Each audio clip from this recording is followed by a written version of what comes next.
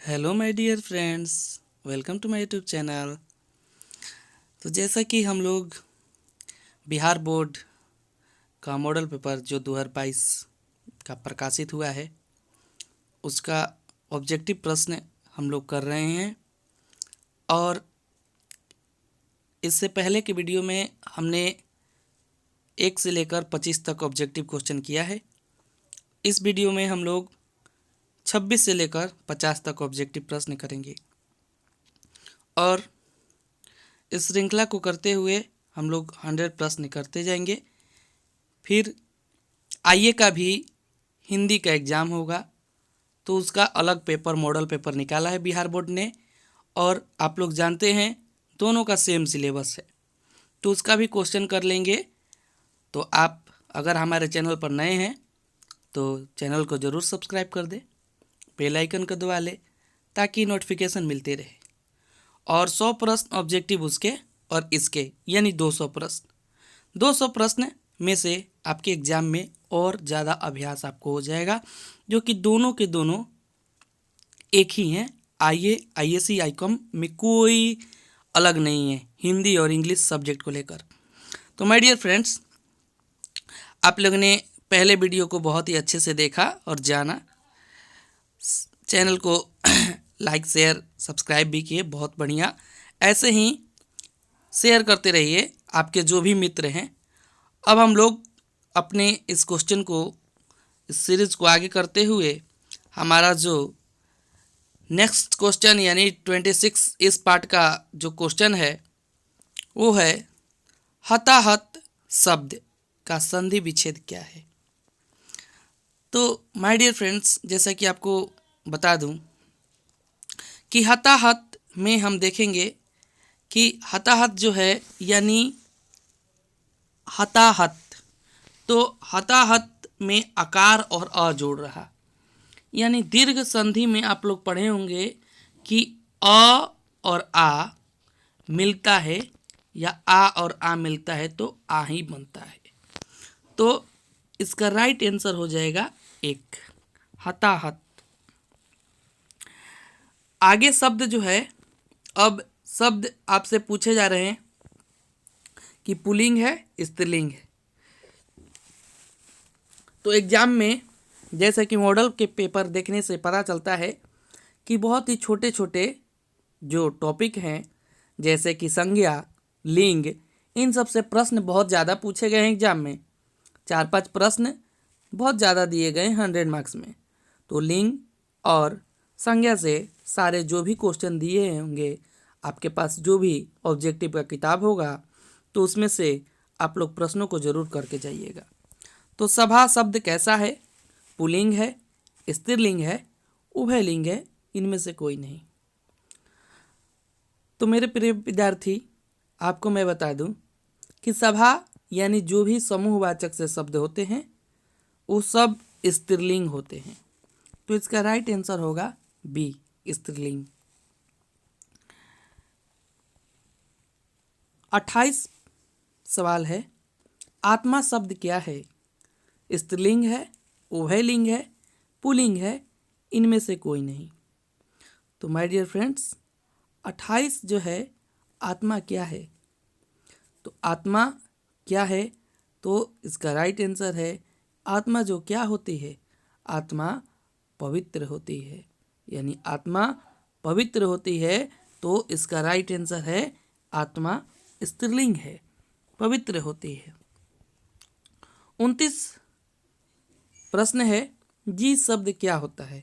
Pulling, स्त्रीलिंग, उभयलिंग। तो यानी जी शब्द क्या होता है? जी शब्द से क्या समझते हैं? जी, जी यानी उसका मन क्या कहता है? जी, तो जी से पुल्लिंग, बहुत मन जी कर रहा खाने को, कुछ भी चीज़ ऐसे सारा चीज़ जी, तो ये पुल्लिंग है। आगे का क्वेश्चन है 30, आयु शब्द क्या है? आयु, उस आपकी उम्र कितनी है? तो ऐसे सारे जो भी सारे शब्द हैं, आयु जो है, आयु कितनी होती है, आयु कितनी है, तो ये सब सारे प्रश्न जो भी हैं ये स्त्रीलिंग शब्द है आयु। 31 परीक्षा शब्द क्या है? पुल्लिंग है, स्त्रीलिंग है, उभयलिंग है, इनमें से कोई नहीं। तो इसका भी राइट आंसर है स्त्रीलिंग है। तो बहुत सारे प्रश्न लिंग से आए हुए हैं, तो लिंग जरूर पढ़िएगा। और आगे प्रश्न है महिमा शब्द क्या है? तो महिमा शब्द जो है ये पुल्लिंग है, स्त्रीलिंग है, उभयलिंग है, इनमें से कोई नहीं। ठीक ना। महिमा क्या है? तो महिमा भी स्त्रीलिंग है। अब देखिए उपसर्ग आया हुआ है। तो जैसा कि उपसर्ग आप लोग जानते हैं कि 2 मार्क्स का आता है, लेकिन ये 100 मार्क्स का प्रश्न पत्र है, तो इसमें 4 मार्क्स यानी 4 से ज़्यादा उपसर्ग ये सब पूछे जा सकते हैं। ग्रामर उपसर्ग क्या है? यानी उपसर्ग में उपवन शब्द में उपसर्ग क्या है? उप, उप बड़ी ऊ की मात्रा, अप या उ। तो आप लोग जानते हैं कि उपसर्ग वो होते हैं जो पहले से कोई शब्द हो और उसके आगे लगकर कोई छोटा सा शब्दांश जिसका अर्थ बदल दे। तो यानी पहले से शब्द है हमारा वन, आगे लग रहा क्या? उप, उप लग रहा तो इसका अर्थ बदल जा रहा, तो इसीलिए उप। प्रतिनिधि शब्द में उपसर्ग क्या है? तो प्रतिनिधि शब्द में तो जो भी शब्द आगे लगा हुआ है, तो आगे देखिए प्रत यानी आगे का अगर हटाया जाएगा प्रत तो ये मात्रा बच जाएगी। प्रतिनि हटा देंगे तो धी बच जाएगा जिसका कोई अर्थ नहीं होगा, तो ये भी नहीं हो सकता है, ये भी नहीं हो सकता है। धी हटाएंगे तो धी देखिए अंत का है, तो अंत में उपसर्ग तो होता नहीं है, उपसर्ग तो शुरू में होता है। तो माय डियर फ्रेंड्स इसका राइट आंसर हो जाएगा प्रति। 35 सुकर्म शब्द में उपसर्ग क्या है? सुकर्म, सुकर्म में उपसर्ग क्या है? सुक, अगर सुक हटा देंगे तो मर्म, तो मर्म बचेगा, तो इसका कोई अर्थ नहीं बचता। सुकर, अगर सुकर होता है तो सुकर हटा तो सिर्फ म बचता है, तो म का क्या अर्थ होता है जी? कुछ नहीं होता। सु अगर करते हैं, सु देखिए 2 लिखा गया है, एक हर्षुकार से एक द्रुवकार से, तो यहाँ हम देखेंगे कि यहाँ क्या है। तो ठीक ऐसा ही वाला है, तो इसको हम बी को करेंगे। अगर सु को हम हटाते हैं तब पर भी हमारा कर्म है, तो इससे हमारा अर्थ बन रहा। आनंदित, आनंदित शब्द है, आनंदित में क्या करेंगे? तो आनंदित जो है, अब आनंदित में क्या करेंगे? तो इसमें प्रत्यय दिखाना है। अप्रत्यय, अप्रत्यय उपसर्ग का उल्टा, यानी अब अंत वाले शब्द को देखना है। तो दित हटाएंगे तो आन बचेगा, आनंद, तो कोई फायदा नहीं दिख रहा। फिर उसका द्वित यानी आधा त, तो भी वही कोई नहीं, तो ये दोनों के दोनों गलत हैं। अब इनमें तो इनमें हलंत लगा हुआ है ऑप्शन डी में, तो डी में हलंत लगा है तो इसमें तो है ही नहीं, तो ये भी कट गया, तो राइट आंसर है बी। 37 टिकाऊ शब्द में प्रत्यय क्या है? आप नहीं भी पढ़े होंगे तो लाइन बाय लाइन एक एक चीज़ एक्सप्लेनेशन से जानते रहेंगे, तो आपका प्रैक्टिस होते जाएगा और आप एग्जाम में बहुत ही अच्छे मार्क्स हिंदी में ला सकते हैं और साथ ही साथ इंग्लिश में। माफ़ी चाहूँगा आपको, अभी तक हमने इंग्लिश का क्वेश्चन मॉडल सेट का जो प्रोवाइड नहीं करा पाए, लेकिन कल संडे और संडे को मतलब जो भी संडे को दिन आपको वो वीडियो मिल जाएंगे, आपको अपलोडेड वीडियो मिल जाएंगे और आप देख लेंगे। Okay my dear friends, sorry for inconvenience. टिकाऊ शब्द में प्रत्यय क्या है? औ, आउ, उ, उ।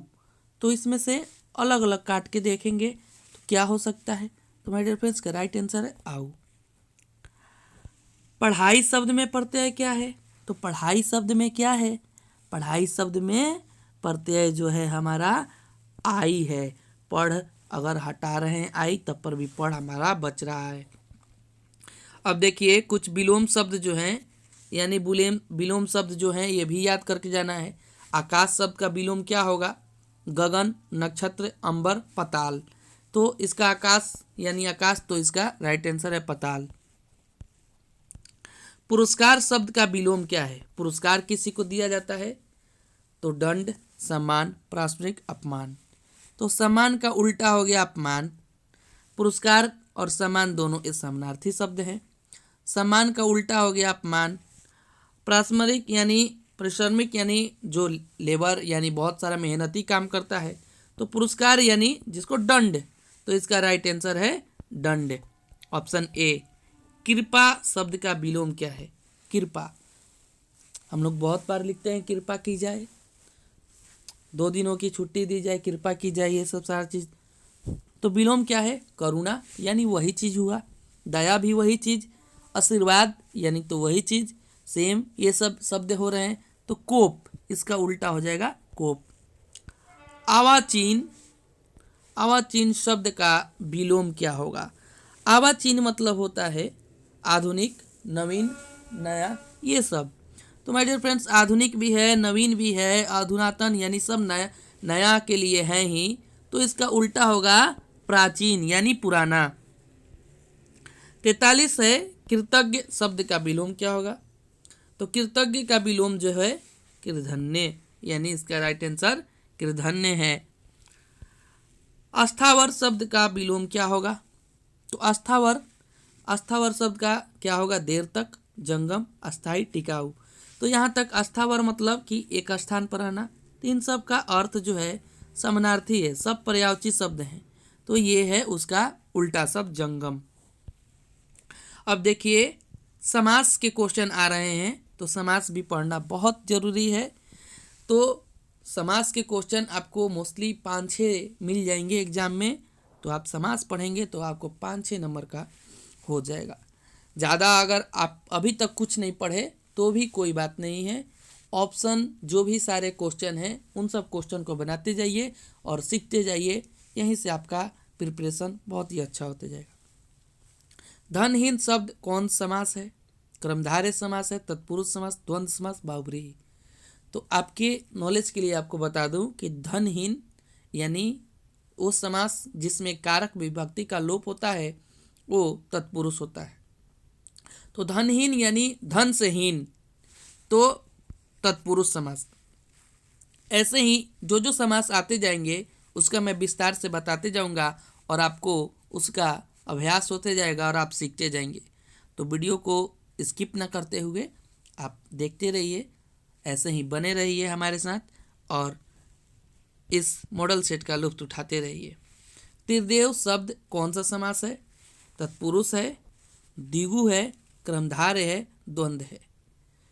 तो आपको बता दूं कि वो कोई भी शब्द जिसका पहला पद यानी शुरू का पद शब्द जो हो संख्या से आए, 5, अष्ट, 10, ये सब कोई भी संख्या से आए तो सब के सब द्विगु कहलाते हैं, यानी द्वि से 2, यानी संख्या से आएंगे सप्तऋषि, अष्टभुज। तो ये सब जो भी होते हैं षष्कोण, ये सब त्रिकोण, त्रिदेव, त्रिनेत्र, ये सब द्विगु समास होंगे। आगे क्वेश्चन है 47, भाई बहन शब्द कौन समास है? तो माय डियर फ्रेंड्स, ये भाई बहन कौन सा समास है? कर्मधारय समास, द्वंद्व समास, बहुब्रीहि, तत्पुरुष। तत्पुरुष आपने समझ लिया है, अभी द्विगु भी आप समझ लिए हैं। अब ये कौन सा समास है?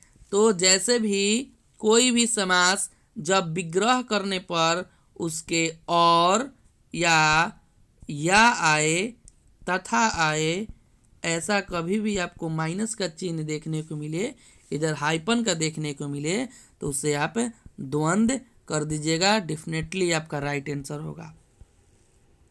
स्वर्ग प्राप्त कौन समास है? तो स्वर्ग प्राप्त जो है कौन सा समास है? स्वर्ग को प्राप्त, यानी उसको स्वर्ग की प्राप्ति हो गई है। तो स्वर्ग की प्राप्ति हो गई है तो फिर कारक विभक्ति का लोप आ रहा है, कर्ता ने, कर्म को, ये सब चीज, तो इसको हम लोग तत्पुरुष समास कहेंगे। 49 प्रश्न, पीताम्बर शब्द कौन सा समास है? तो आइए अब फिर कुछ हमें नया सीखने को मिलेगा। तो पीताम्बर कौन सा समास है? तत्पुरुष, बहुब्रीहि, द्वंद्व, अव्ययीभाव। तो हम लोग तत्पुरुष भी समझ चुके हैं, द्वंद्व भी समझ चुके हैं, द्विगु भी समझ लिए। अब हम लोग ये सीखते हैं, इसका राइट आंसर होगा बहुब्रीहि। तो माय डियर फ्रेंड्स, इसका राइट आंसर बहुब्रीहि, यानी बहुब्रीहि कैसे हुआ? वैसे समास जिनका अर्थ यानी वो सारे शब्द, उत्तर पद और समस्त पद यानी दोनों पद, पूर्व पद उत्तर पद दोनों मिलके जो शब्द बनते हैं, उन शब्द के किसी अन्य व्यक्ति का बोध जब होता है तो वो समास बहुब्रीहि समास होता है। यानी पीताम्बर, पीताम्बर उसे कहते हैं जो पीला वस्त्र धारण करता है, यानी भगवान विष्णु। तो जितने भी ये सब सारे हैं, नीलकंठ, मृत्युंजय, ये सब चंद्रशेखर जिसके शिखर पर हो चंद्र, तो ऐसा सारा चीज जो भी है सब बहुब्रीहि है। 50वां प्रश्न है, आजीवन शब्द कौन सा समास है? आजीवन, आजीवन, कोई कहता है ना मैं आजीवन भर पैसा नहीं लूंगा या आजीवन भर लोगों की सेवा करते रहूंगा, यानी आजीवन मतलब जिंदगी भर, भगवान ने जितना भी जिंदगी दिया है पूरे जीवन भर। तो जब कभी भी वाक्य में पहला पद प्रधान हो, जीवन ऐसे नॉर्मल यानी सामान्य शब्द है, जैसे ही आया पहला पद प्रधान हो और वो अव्यय हो तो वो अव्ययी भाव समास कहलाता है। यानी जीवन भर, भर पेट, ठीक ना, ये सब भर शक, ये सब सारे जो होते हैं अव्ययी भाव समास कहलाते हैं। ओके माय डियर फ्रेंड्स, आपको वीडियो कैसा लगा आप कमेंट में ज़रूर हमें बताइएगा, और ऐसे ही लाइक सब्सक्राइब करते रहिए और अपने जो भी दोस्त हैं उनके साथ वीडियो को शेयर करते रहिए। नेक्स्ट वीडियो में हम लोग 51 क्वेश्चन से लेकर 75 क्वेश्चन लेकर आएंगे, और साथ ही साथ आपको कल इंग्लिश का भी मिल जाएगा। यानी आपकी प्रिपरेशन में अब कोई बाधा नहीं आएगी, सारे आपके मॉडल पेपर ऐसे ही हल करते हुए इस चैनल पर मिलते रहेंगे। तो आप वीडियो को लाइक कीजिए, सब्सक्राइब चैनल को ज़रूर कीजिए अगर आप हमारे चैनल पर नए हैं तो, क्योंकि ये सब मेहनत जो भी है आप नहीं करते तो ये सब ऐसे ही मन छोटा होता है। तो हम ऐसे ही करते रहें और सब भी सब्जेक्ट जो भी इंग्लिश वगैरह इसका है सब्जेक्टिव भी लेकर आएँ। तो आप चैनल को ज़रूर लाइक सब्सक्राइब कीजिए। Okay my dear friend, thank you.